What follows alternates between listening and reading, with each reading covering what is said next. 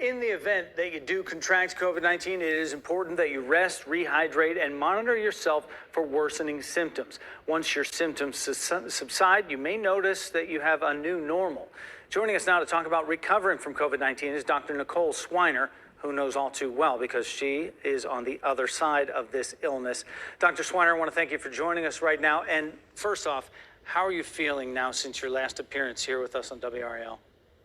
Thank God I continue to feel well. I had 0 symptoms, and that still remains to be the case. What about anyone else in your family? Is anybody else diagnosed with it? No, thank goodness. The folks that have been around me and my family that lives here with me, we've all been negative. So that's a good thing. It is a good thing. And coming through this, are there 3 things you can tell viewers what they should know about life after COVID-19?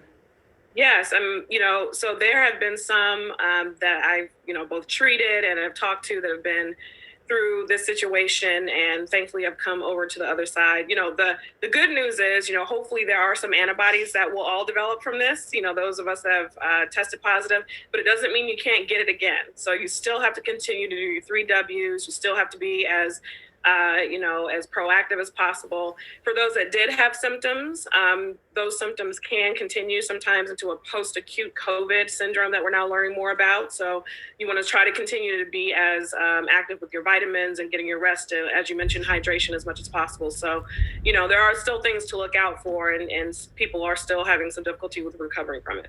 The last time you were on with us, I remember you were speaking with Renee Chu, and she asked you if you would get the Pfizer vaccine, and you said you needed some more data for it. And I'll be perfectly transparent and honest with you. Some of our viewers, there was some pushback there. They weren't pleased with the answer. Can you address that for us now? Absolutely. So, remember, guys, all this is brand new, right?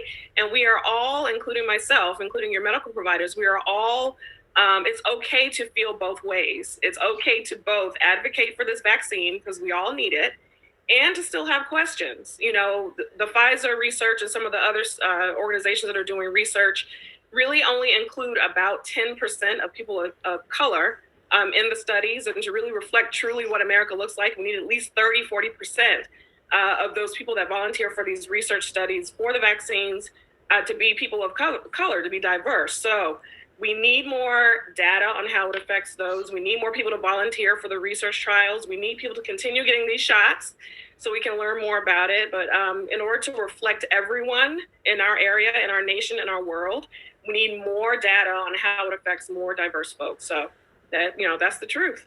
Dr. Nicole Swiner, we thank you so much for your time, and we wish you a happy and healthy holiday season here coming up. Thank you.